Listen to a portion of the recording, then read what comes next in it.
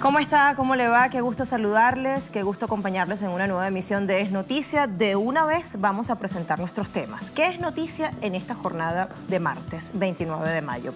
En primer término, Argentina. El gobierno de Mauricio Macri pretende atribuir funciones de seguridad interior a las Fuerzas Armadas de este país bajo el pretexto de que existe un enemigo interno.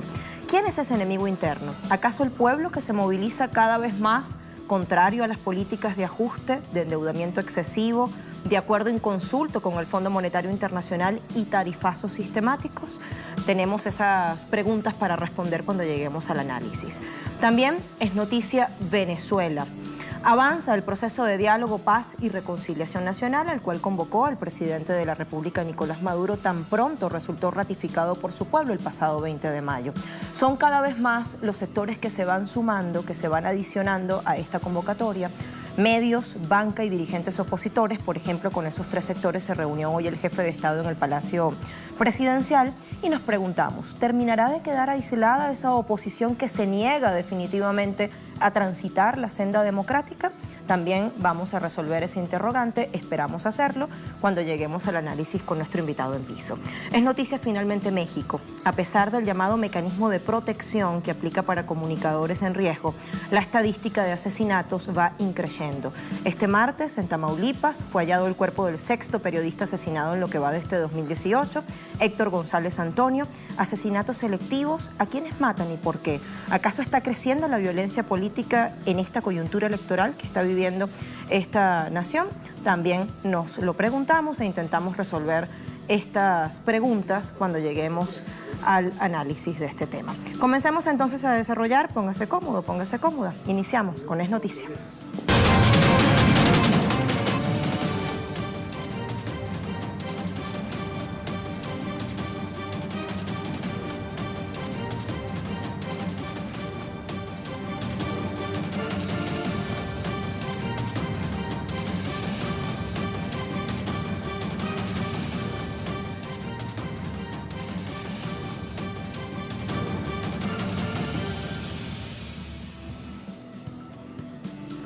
Como avanzábamos en nuestros titulares, es noticia de Argentina. El presidente Mauricio Macri este martes hizo pública su intención de asignar tareas de seguridad interior a las Fuerzas Armadas de este país.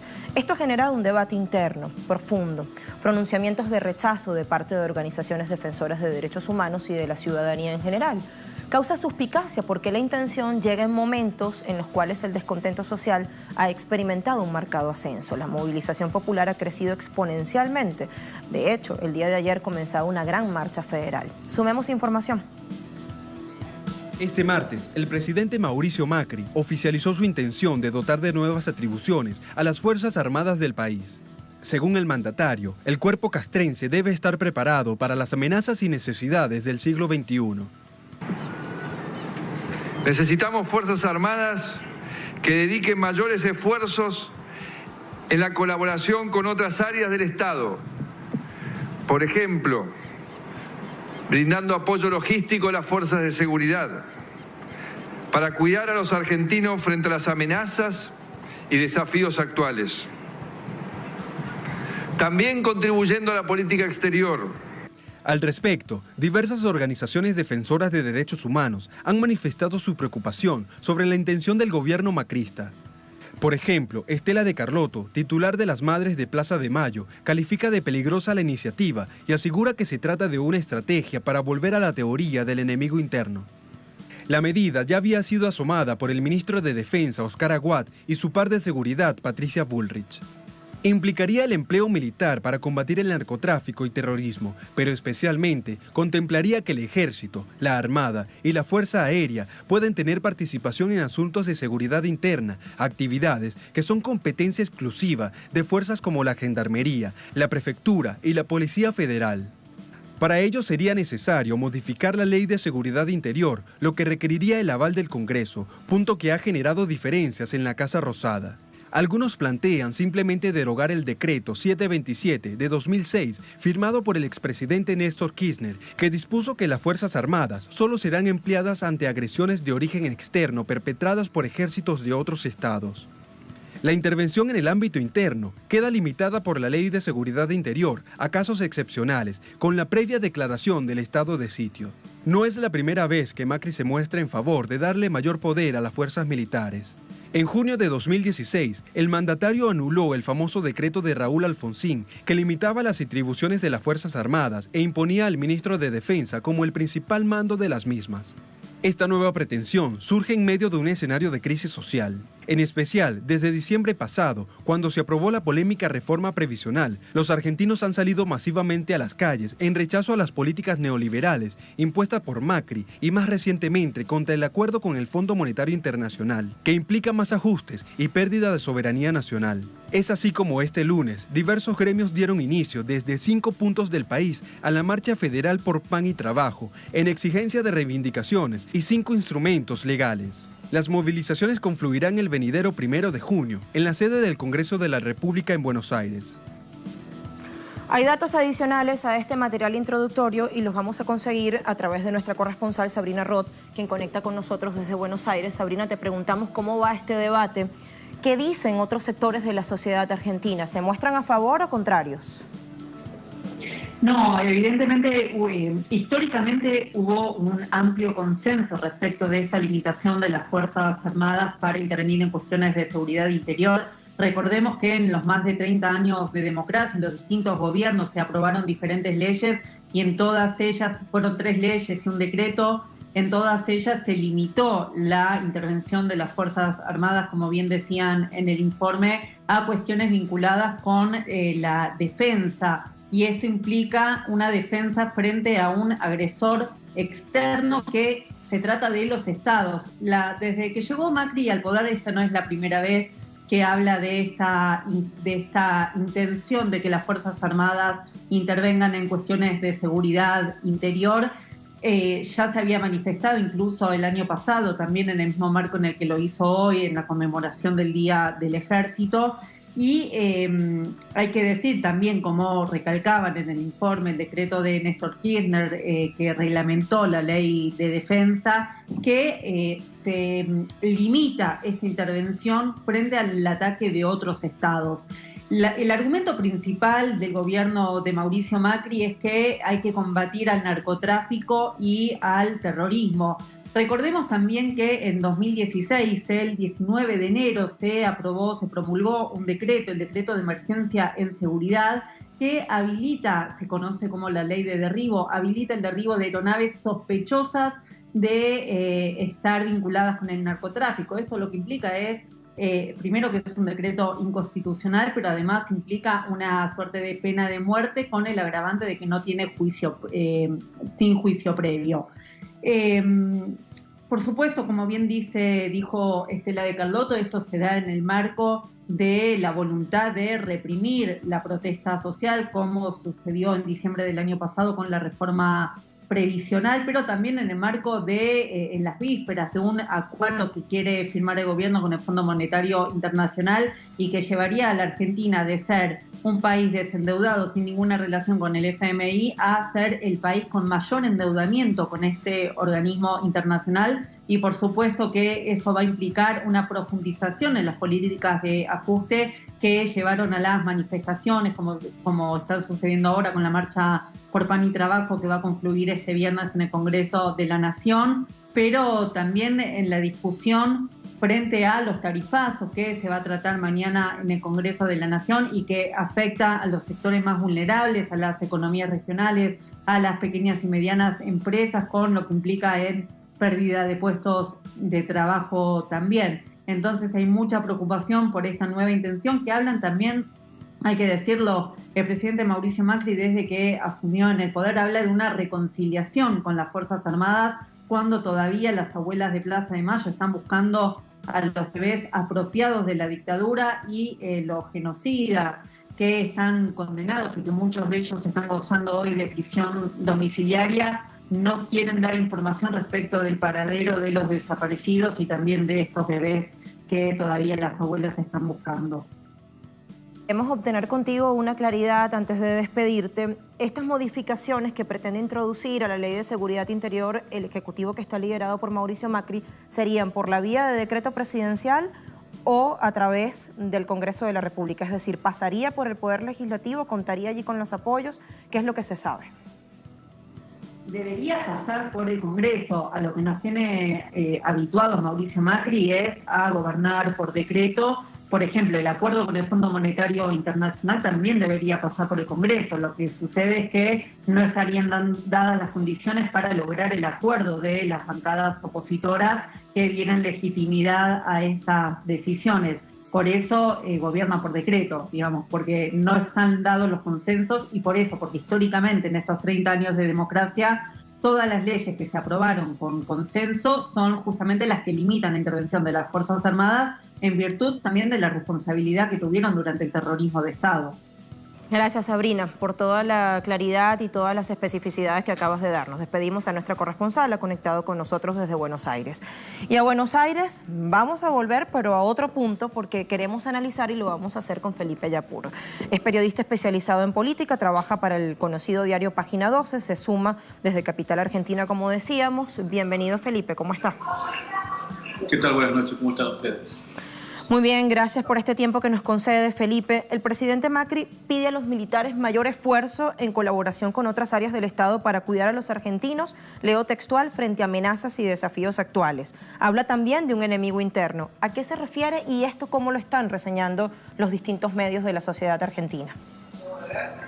A ver, primero creo que deberíamos aclarar que Mauricio Macri y su familia se desarrolló económicamente a partir de lo que fue su relación con la dictadura militar entre el 76 y el 83. Por lo tanto, esa vinculación en negocios también se expresa en lo político y Macri nunca, desde su nacimiento como dirigente político, tuvo una actitud de rechazo, repudio a lo que fue la dictadura militar y las consecuencias nefastas que tuvo para el pueblo argentino. Por ende, una vez que llegó acá al gobierno nacional, ese tipo de expresiones jamás se dieron, podríamos decir, de manera natural, en todo caso forzado por las circunstancias. Por lo tanto, una decisión de tratar de imponer nuevamente que las Fuerzas Armadas hagan el trabajo de seguridad interior no es una sorpresa, aunque sí un gran disgusto y obviamente una gran preocupación. Los medios de comunicación, los hegemónicos, los más grandes, trabajan en función de las necesidades de Mauricio Macri y por lo tanto este tipo de novedades es tomado como una especie de beneficio, de una especie de reestructuración de las Fuerzas Armadas, como si las Fuerzas Armadas de Argentina estuvieran dedicadas al ocio y a la pérdida de tiempo de manera habitual, cuando esa no es, todos sabemos que esa no es la tarea. Lo llamativo de esto, en todo caso, es que están buscando justificar esta participación que consideran necesaria, fruto de que creo que efectivamente, como bien decían, tanto la corresponsal como el informe que pasaron en un momento, la situación económica de crisis y de agudización del conflicto social que se está produciendo y a cuya única respuesta le ha venido dando el gobierno es de la represión, evidentemente están previendo la necesidad de tener una mayor y mejor represión.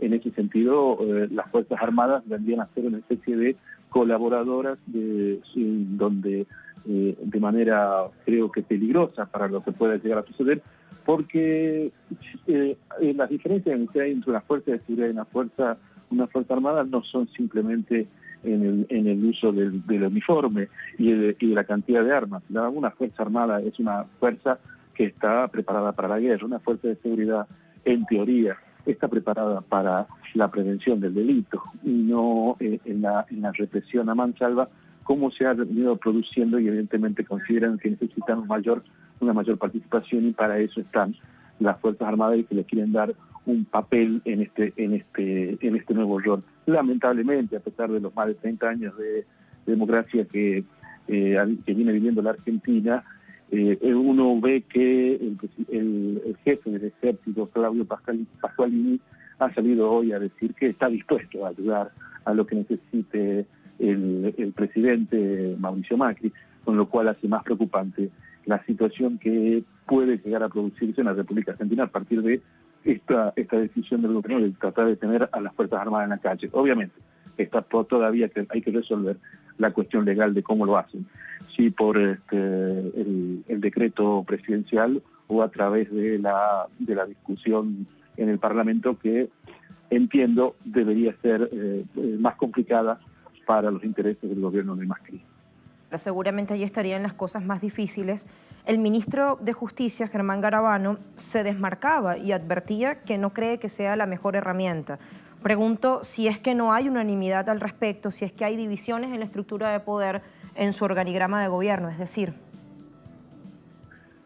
Yo tiendo a desconfiar porque las actitudes de los distintos ministros a lo largo de estos 2 años y medio han sido bastante ambivalentes, pero siempre terminan alineados a lo que plantea el presidente Mauricio Macri o la línea general del gobierno de Macri. Por lo tanto, lo que pueda haber llegado a decir Garabano es puede ser un aliciente, uno puede tener un poco de esperanza de que esto no avance. Sin embargo, uno mira y ve cuáles han sido las actitudes frente a distintas circunstancias, como la muerte el asesinato de Santiago Maldonado, o del joven mapuche Rafael Nahuel, donde participaron las fuerzas de seguridad y donde el ministro de Justicia prácticamente no abrió la boca. Entonces, en ese sentido, uno puede claramente tener derecho a desconfiar de que sean realmente honestas esas declaraciones. Ahora, Felipe, además este miércoles al Senado le corresponde debatir ese proyecto promovido por la oposición que tiene media sanción de diputados y que prevé, entre otras cosas, frenar los tarifazos y retrotraer los valores de las tarifas a fines de 2017. Pero el presidente Macri, ¿qué dice? Que si se aprueba esa norma, que ha definido como locura impulsada por Cristina Fernández, le vetaría inmediatamente. Quiero preguntar si combinando lo primero, que tiene que ver con la seguridad interior, con este proyecto antitarifazos, podríamos inferir que definitivamente vienen más tarifazos, vienen más ajustes, por lo cual la gente seguramente querrá manifestarse en las calles, pero para impedirlo se busca sembrar esa política del miedo, del terror.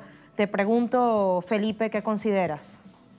En principio hay que recordar que los tarifazos están planificados y anunciados ya con mucha antelación. De hecho, ya están previstos que, más allá de lo que pueda ocurrir mañana en el Senado de la Nación, hay tarifazos previstos ya, aumentos tarifarios, incluso desde el 1 de junio, y después, más adelante, en lo que queda del año 2018, otros incrementos en los distintos servicios públicos que ofrece el Estado Nacional.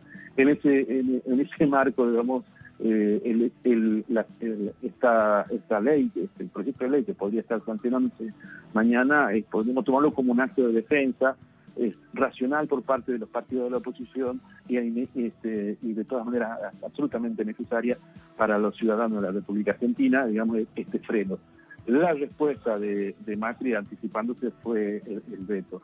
¿Esto puede provocar un conflicto en callejero? Yo creo que es muy factible. Primero porque la Central Obrera, la más importante, la CGT, está previendo la posibilidad de llamar un paro en caso de que se vete esta ley. Hay las otras centrales de trabajadores también están trabajando sobre esta convocatoria a un paro. Hay movilizaciones previstas. Vos mismo hablaste de la marcha federal que se está realizando ya en el país y que concluirá el próximo viernes acá en la ciudad de Buenos Aires. Digamos, hay todo una conjunción de elementos que dan cuenta de que hay una movilidad social cada vez creciente, un malestar cada vez más importante y obviamente ese malestar es la única respuesta para la cual tiene el gobierno de Mauricio Macri es la represión. La vimos, como bien también dijiste, en diciembre del año pasado cuando se aprobó la reforma previsional. Lo que sí uno puede prever es que esta represión va a ser cada vez más fuerte y en tanto y en cuanto el gobierno continúe y estas políticas neoliberales se profundicen, evidentemente para el gobierno lo único que consideran como una mejor respuesta es sumar mayor represión y para esta sumatoria necesitan incorporar a las Fuerzas Armadas. Esto es lo que hace prever, de acuerdo a cómo se ha ido dando la situación política, social y económica en la Argentina desde diciembre del 2015 a estos días y cómo se ha ido agudizando la crisis que vive el país, ¿no? A las Fuerzas Armadas, que son un cuerpo de seguridad que tienen lógicamente todo un arsenal y unas herramientas mucho más potentes, porque es un cuerpo que está listo, presto para actuar en caso de una agresión externa o en caso de que pretenda violarse la soberanía nacional. Quiero preguntarte a modo de conclusión, a modo de cierre, Felipe, y ya como ciudadano argentino, ¿huele al oprobioso pasado dictatorial argentino? Sin duda que el hablar de que el gobierno desee implementar las fuerzas al ejército, a las Fuerzas Armadas en cuestiones de seguridad interior, es molesto y retrotrae o recuerda hechos del pasado reciente de la Argentina. Pero mal que nos pese, digamos, este sigue siendo un gobierno democrático y lo que fue la dictadura no tiene punto de parangón a lo que estamos viviendo en este momento, porque en esa época la vida no valía nada y en todo caso los dueños de la vida y de la muerte de los ciudadanos argentinos, cualquiera sea la forma de pensar y en la cual en la tarea que se desempeñaran, era por parte de las Fuerzas Armadas. Esto sería ahora un recrudecimiento, una utilización de una herramienta no prevista por la Constitución Nacional, como es la utilización de las Fuerzas Armadas para seguridad interior, y también sería obviamente un mal ejemplo, pero no es la dictadura, porque de todas maneras los poderes están funcionando, la gente está saliendo a la calle, los medios mal y bien se expresan y algunos medios de comunicación pequeños, medianos y después los alternativos hoy se pueden expresar advirtiendo sobre estos peligros, pero no es una dictadura, ni quisiera que lo fuera, porque uno ya ha vivido lo que fue una dictadura y por lo tanto no podemos desear que algo similar ocurra. Sí es peligroso, sí es preocupante y efectivamente es ilegal e inconstitucional lo que está queriendo llevar adelante el gobierno del presidente Mauricio Macri, y creo que ahí es donde debería frenarse, detenerse. Las Fuerzas Armadas son para la defensa de la soberanía, la defensa del territorio, pero no para controlar lo que hace la sociedad, ni mucho menos hacer inteligencia, inteligencia interior, que también está prohibido y que uno sospecha que un poco de eso también quiere el gobierno que realicen las Fuerzas Armadas argentinas. Por eso te reitero, no es una situación preocupante, más no es la dictadura. Gracias, Felipe, por todas tus consideraciones, por concedernos este tiempo. Hasta luego, muchas gracias. Hasta pronto. Despedimos a nuestro invitado y así cerramos nuestro primer tema. Vamos a movernos hacia la primera pausa en Es Noticia. ¿Y de qué vamos a hablar al regreso? De una vez, un adelanto. Venezuela. Avanza ese proceso de diálogo, de reconciliación y pacificación nacional, al cual convocó el presidente de la República tan pronto resultó ratificado por su pueblo el pasado 20 de mayo. Y son cada vez más los sectores que se van adicionando. Hoy hubo importantes reuniones, de eso vamos a hablar y planteamos una pregunta. ¿Terminará de quedar aislada esa oposición que definitivamente se niega a transitar la senda democrática y pacífica? Vamos a intentar responderla en el análisis con nuestro invitado. Pequeña pausa y venimos con ello.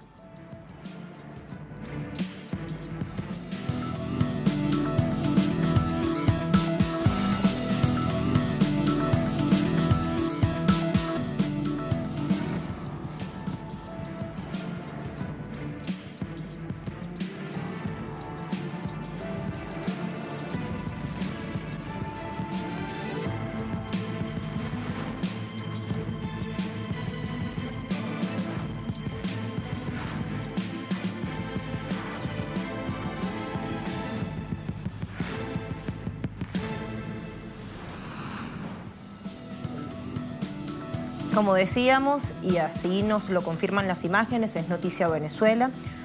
Apenas una semana ha transcurrido desde la victoria del presidente de la República, Nicolás Maduro, y su iniciativa de diálogo, pacificación y reconciliación nacional avanza, definitivamente avanza. ¿Y por qué lo decimos? Este martes hubo una agenda muy dinámica caracterizada por 3 encuentros. El jefe de Estado hacía hincapié en las 6 líneas de trabajo definidas para este nuevo periodo constitucional 2019-2025, entre las cuales destaca la construcción y desarrollo económico de esta nación suramericana. Veamos entonces de ¿Qué fueron esos 3 encuentros importantes de esta jornada? A propósito del proceso de diálogo por la paz y la reconciliación nacional que se inició en Venezuela, este martes, el presidente Nicolás Maduro se reunió en el Palacio de Miraflores con directivos de medios privados, públicos y alternativos del país.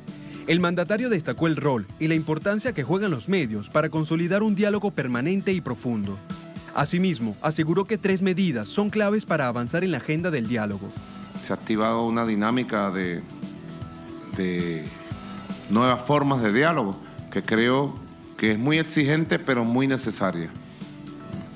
Todas las decisiones que vayan surgiendo de esas reuniones es muy importante asimilarlas y multiplicarlas en la comunicación. Y el tema de la defensa de Venezuela, 3 puntos clave que creo que pueden unir un esfuerzo común: el diálogo, la paz, la recuperación económica y la defensa de nuestro país y su derecho al desarrollo. Horas más tarde, y con igual objetivo, en el mismo Palacio de Gobierno, el jefe de Estado sostuvo un encuentro con la Asociación Bancaria de Venezuela, directivos de la banca privada y pública. Las partes acordaron reforzar las relaciones de trabajo con el Consejo Nacional de la Economía y entes reguladores y coordinadores de las políticas monetarias de la nación. Maduro solicitó al sector bancario colaboración y compromiso para la implementación de un nuevo proceso económico postpetrolero. Creo que Venezuela necesita un nuevo comienzo en el proceso económico del modelo postpetrolero y necesita rehacer sus sistemas y subsistemas en todo el campo económico, productivo, comercial, cambiario, financiero, y eso hay que hacerlo sobre la marcha. Además, anunció la postergación de la reconversión monetaria por un periodo de 60 a 90 días, por lo cual ya no entrará en vigencia el venidero 4 de junio. La hoja de ruta sobre este punto se dará a conocer en las próximas 24 horas. La medida fue calificada por la Asociación Bancaria como acertada y conveniente, mientras se realizan los ajustes necesarios para fortalecer la economía del país. En esta misma línea, la presidenta del movimiento Somos Venezuela y presidenta de la Asamblea Nacional Constituyente, Delcy Rodríguez, anunció que se desplegarán acciones en toda la nación para informar y consolidar las 6 líneas estratégicas planteadas por el presidente Nicolás Maduro para su nuevo periodo presidencial 2019-2025. Tras resultar reelecto en los comicios del pasado 20 de mayo con más de 6 millones de votos, el jefe de Estado nuevamente invitó a todos los sectores económicos, políticos, sociales, culturales y productivos del país a iniciar un proceso de diálogo y reconciliación nacional que permita consolidar la estabilidad política y recuperación del crecimiento económico, saneamiento de la economía y persecución de las mafias criminales. Visto estos elementos introductorios, vayamos al análisis de una vez, no hay tiempo que perder. Voy al encuentro de nuestro invitado, Ángel Rodríguez. ¿Cómo estás? Bienvenido a Telesur. Parlamentario que resultó electo en los comicios de 2015 por el estado de Anzoátegui y región oriental del país, también diputado del Parlamento Suramericano, Grupo Venezuela, investigador, analista y pares de contar. Bienvenido y gracias por este tiempo. Gracias por la invitación. Bueno, primero, consultarle, uno de los sectores que hoy atendió a ese ciclo de reuniones que ha convocado el presidente de la República fue el de los medios de comunicación, públicos y privados. ¿Qué papel han jugado los medios en la profundización de la crisis que vive Venezuela, de toda la guerra multifactorial que atraviesa Venezuela? ¿Y qué papel jugarían en la resolución de esa misma situación? Bueno, Lucía, todo el país sabe, y a nivel internacional se sabe cuál ha sido el papel que han jugado los medios venezolanos vinculados a la oposición o digamos, como hay sectores también que le dicen empresas de la comunicación, ¿no? Ha sido un papel que no ha estado ajustado a la realidad, a la nueva realidad desde que el presidente Chávez asumió el gobierno de la nación venezolana. Fueron unos medios que utilizaron su poder comunicacional para confrontar, para esconder la verdad, como sucedió cuando el golpe de Estado, ¿no?, contra el comandante Chávez. Los medios tienen un papel importante que jugar si están tomando en serio el llamado del presidente Nicolás Maduro con relación al diálogo. Tienen un papel determinante. Solamente con informar verazmente solamente con decir lo que está sucediendo, solamente con comunicarle al país las ideas que están saliendo de esos procesos de comunicación que se están desarrollando en Miraflores, ¿no? Porque están saliendo iniciativas importantes. Por ejemplo, esa reunión a la cual tú haces referencia, hoy salió una propuesta de construir en el país una gran empresa productora de papel, sí, en sociedad con el Estado venezolano. Para los medios impresos. Para todos los medios impresos que existen en la República Bolivariana de Venezuela. Ese es el tipo de diálogo productor de tranquilidad que necesita la nación.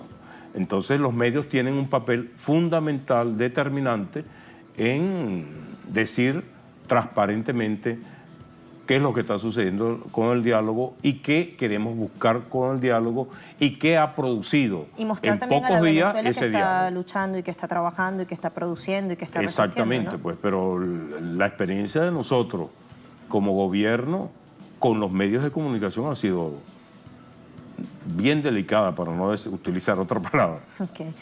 ¿Qué diferencia este diálogo que comenzó tan pronto se anunció?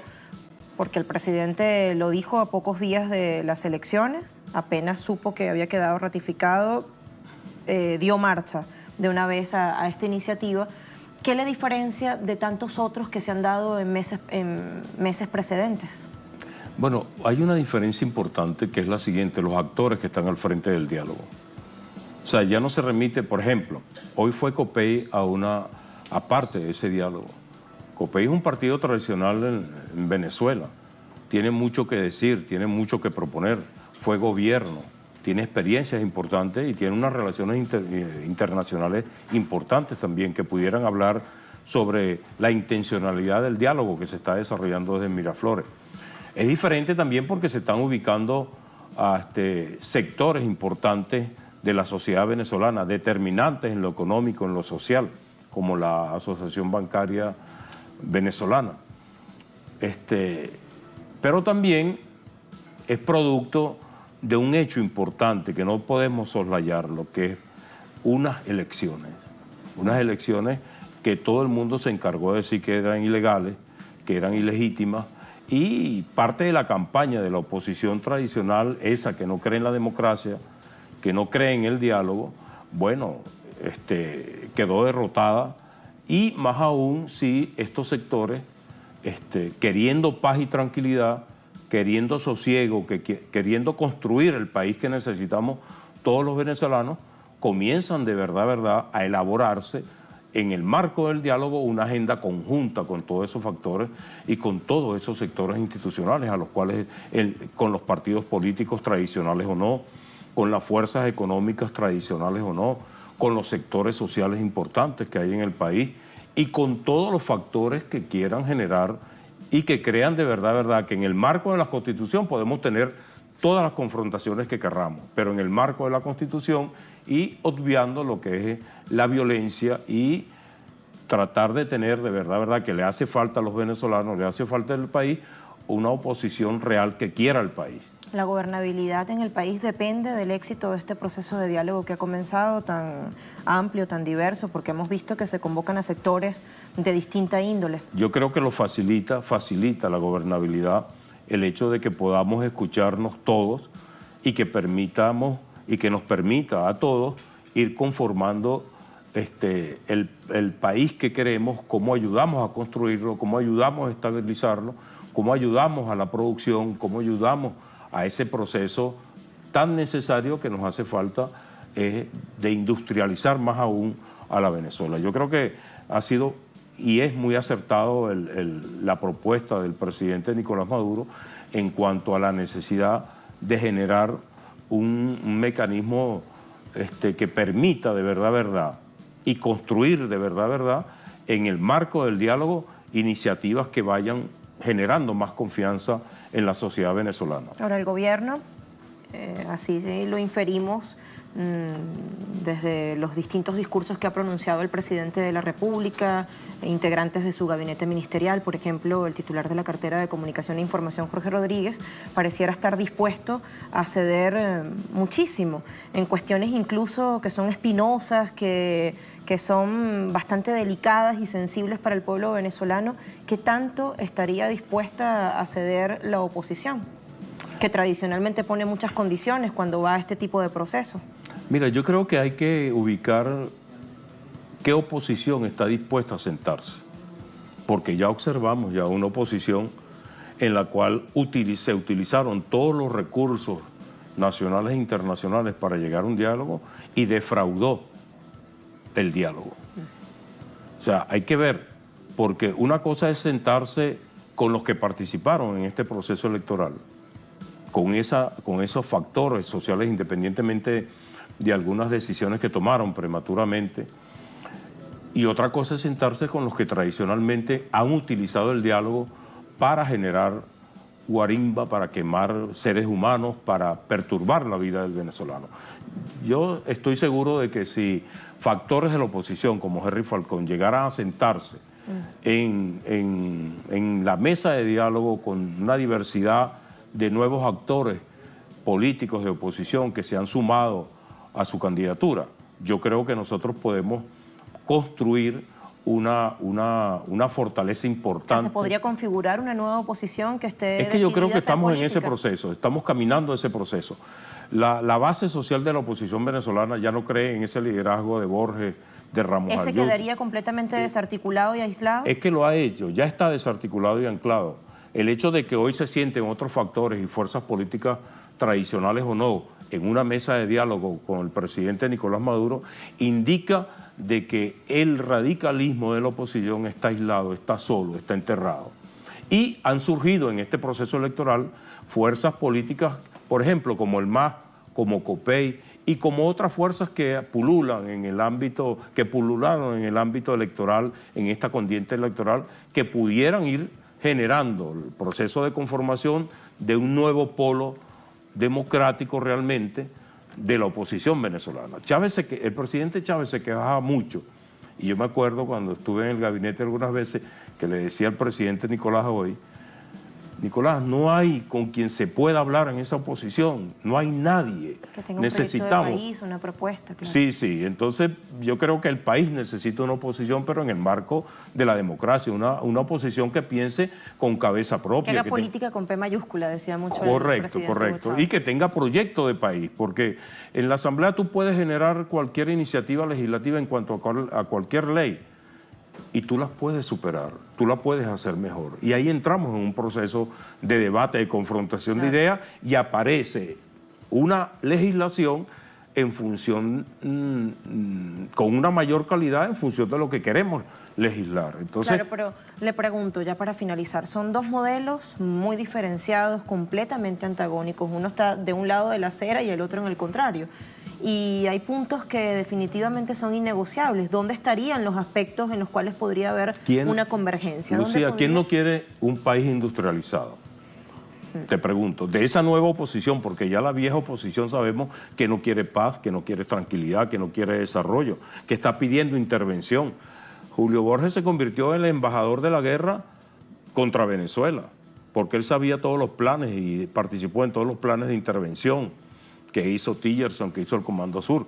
Pero con esta nueva oposición no es que estemos sentados en la acera del frente, son proyectos de país a lo mejor diferentes, pero hay acuerdos, y en el marco de la democracia, ¿quién puede negar que en una futura elección de la Asamblea Nacional esa nueva oposición tenga un peso importante y le genere un debate profundo sobre algunas iniciativas que pudieran servir para mejorar la calidad de vida del pueblo venezolano, para mejorar el proceso de industrialización, para mejorar el agro, para mejorar las áreas petroquímicas del país, y propuestas e iniciativas que de donde vengan son para el país. Entonces, el diálogo es para el futuro, el diálogo es para la paz, el diálogo es para la tranquilidad de la nación. Y uno pudiera decir, Lucía, que el diálogo es para las futuras generaciones. El que no dialoga ¿Quién pierde cuando no se dialoga? Cuando no se llegan a acuerdos. Bueno, ahí tenemos una experiencia pues con Julio Borges y su camarilla. Pierden los venezolanos, todos. No perdemos el chavismo o la oposición, no, todos. Si se dialoga, todos ganamos. Si se dialoga, todos nos encaminamos por ese rumbo a construir el país que queremos. ¿Y siente que el espíritu de este nuevo proceso es ese? Muchísimas gracias por estar con nosotros, Ángel Rodríguez, nuestro invitado. Vamos a movernos hacia nuestra pantalla digital que tenemos acá para ver cómo está reseñando esto nuestra casa. Ejecutivo venezolano se reúne con representantes de la oposición. Desde el Palacio de Miraflores, el mandatario venezolano sostuvo un encuentro con representantes del partido político opositor COPEI. Destaca nuestra casa informativa esta noticia o esta parte de la agenda que se llevó a cabo en esta jornada. Ya acá abrimos la noticia y entonces vemos en rueda de prensa Jorge Rodríguez, ministro de Comunicación e Información del país, hacía un balance de los encuentros que sostenía el mandatario venezolano con representantes de medios, banca pública y privada, y culmina la agenda con representantes del partido opositor. Y que decía Jorge Rodríguez, el ministro venezolano indicó que durante la reunión se intercambiaron planteamientos desde ambas partes, oposición y gobierno, es decir, para lograr acercamiento a la razón política y social. Afirmó que aunque hay diferencias, aunque hay propuestas distintas, no cabe duda que es el diálogo la vía para resolver los problemas del país. Y Pedro Pablo Fernández indicó que el presidente Maduro le solicitó llevar una agenda de diálogo, a lo cual informó que su único tema fueron los políticos presos. Esto es un punto, está entre los puntos espinosos, entre los puntos que están en discusión, pero el gobierno ha dicho que está dispuesto a hacer todo lo que sea necesario con tal de lograr la paz, la estabilidad, la reconciliación y la armonía nacionales. Bueno, vayamos entonces a una pausa, vamos hacia acá. ¿Y qué viene al regreso? ¿Qué viene al regreso? Está el productor allí muy atento. A la vuelta vamos a hablar de México. Es un tema que verdaderamente no admite la risa, no admite la alegría, porque fíjense ustedes que a pesar del llamado mecanismo de protección que aplica para comunicadores en riesgo, la estadística, la cifra de asesinatos va increciendo.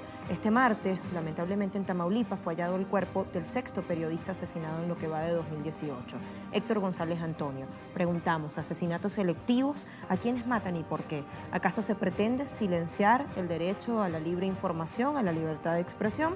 Esto lo analizamos a la vuelta, ya venimos.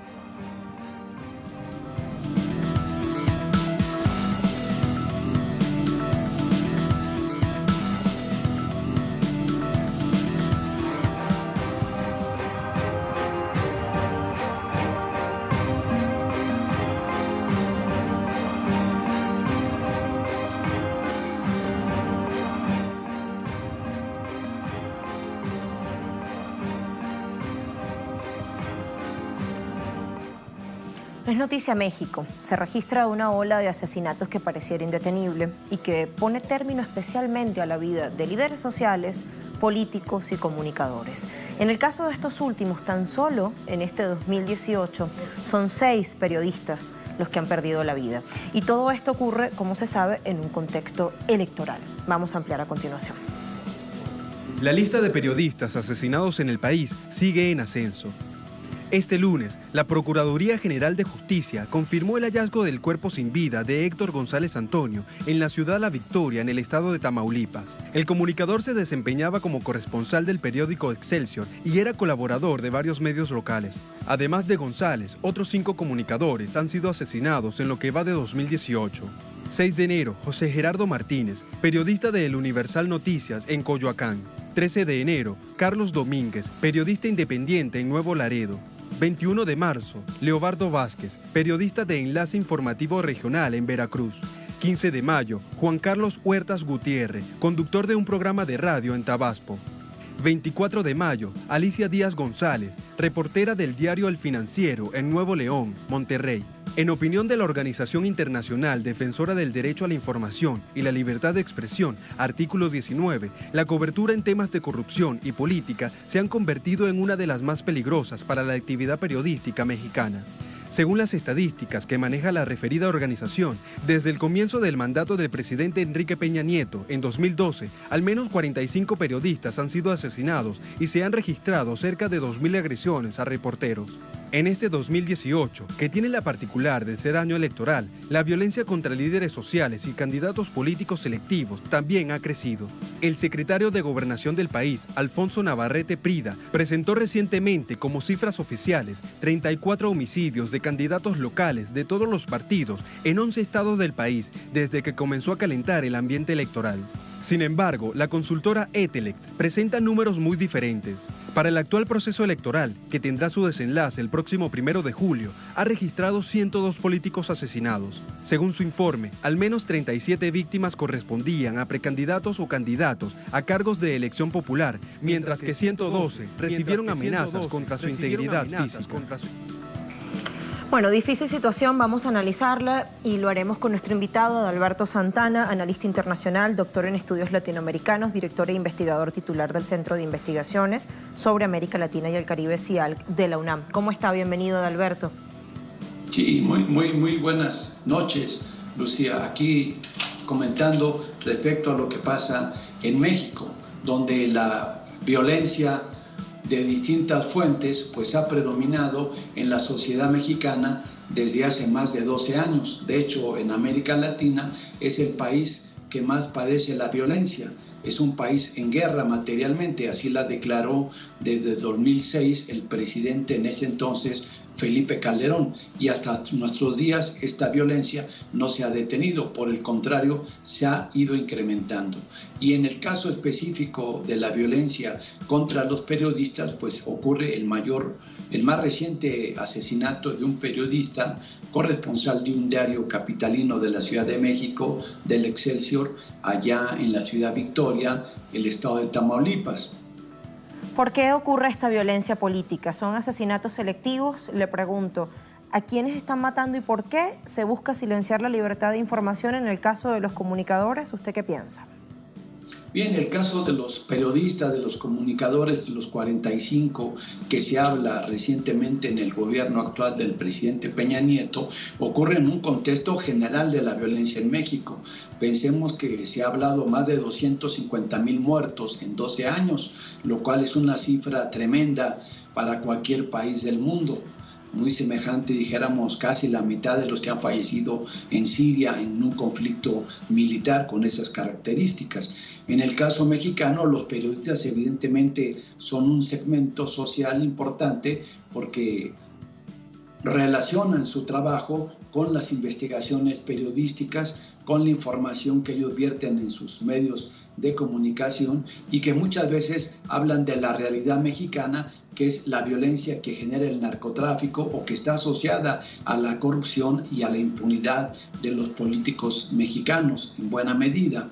Pero eso, decíamos, se da en el contexto de una violencia generalizada que ocurre en el país. Y esto es evidentemente uno de los temas del debate electoral en México, donde buena parte de los candidatos reconocen este clima de violencia y manifiestan distintas posiciones en cómo tratar de resolver para su gobierno, si fuera el caso, llegar a tratar de solucionar un problema estructural que hay hoy en México, que es el crecimiento de la violencia, particularmente ligada a la delincuencia organizada, que es la que ha afectado, sí, en buena medida, pues esta ola criminal.